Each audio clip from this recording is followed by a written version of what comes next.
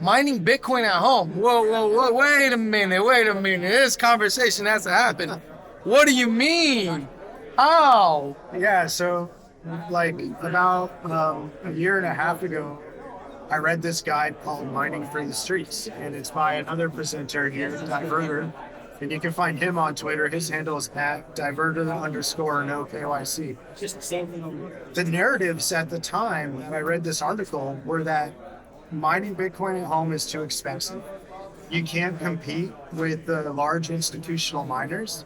You'd be better off, instead of wasting your money on the electricity, just using that money to go buy the Bitcoin. Buy the Bitcoin. Yeah, it's right here. Yeah. Those were the narratives. Right. And I read this guide by Diverter, and dude, he completely shattered those narratives in this very detailed and very articulate and well thought out write-up that he did. And so I contacted him and said, dude, I've got like $5,000 to play with. I've been thinking about mining.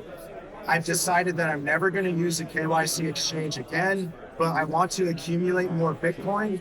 And it just seems like if I spent the money on this miner, I would be able to generate some more Bitcoin, and I could do that without having to provide my personal information to anybody.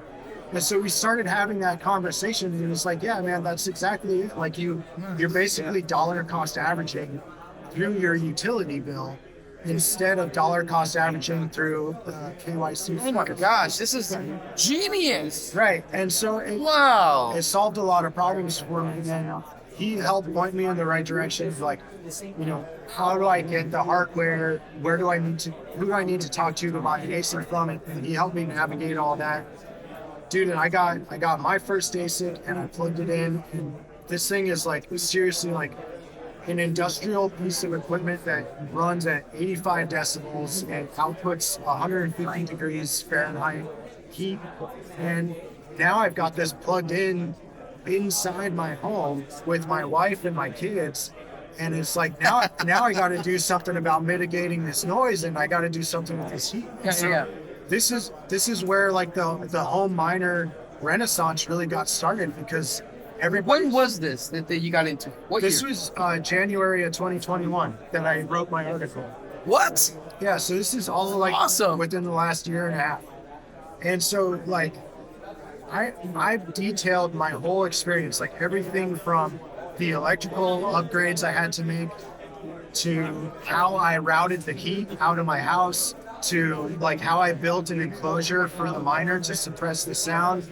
And I just wrote this whole guide and put it out there in January 2021. And dude, people started reading my guide, and then they started making their own guides and doing their own contributions. And everybody's unique home situation's different, right? So everyone's going to have a different way to deal with the noise and to deal with the heat. And so, dude, there's no shortage of information. There's like a flood of information out there. That's so cool. About how people are taking these industrial pieces of equipment, putting them into their living spaces, and now generating non-KYC Bitcoin.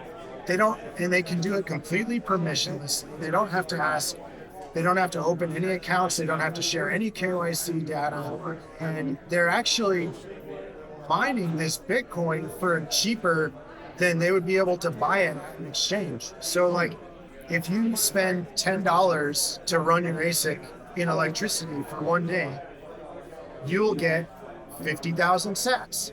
If you spend that $10 on exchange, you're gonna get 20,000 sats. So you're literally getting like a 60% discount when you're mining this Bitcoin. Now, there's some caveats there. It depends on how efficient your ASIC is.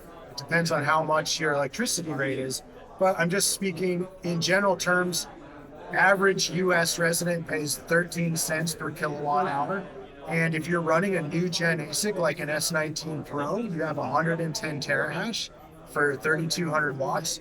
And with that equation, you're stacking Bitcoin through your utility bill at a 60% discount. Do we want this to get out? Yeah. Do we want this information to get out? Because I want to go home and start my own mining.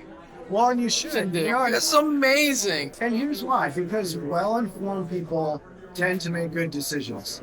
And there is a war being waged. Your money is being weaponized against you. That's right. You need to have good information so you can make good decisions so that you can protect the things that you value in life and protect your way of life. And having the tools available to you and having the information about how to use those tools is the only way people are going to have a fighting chance here.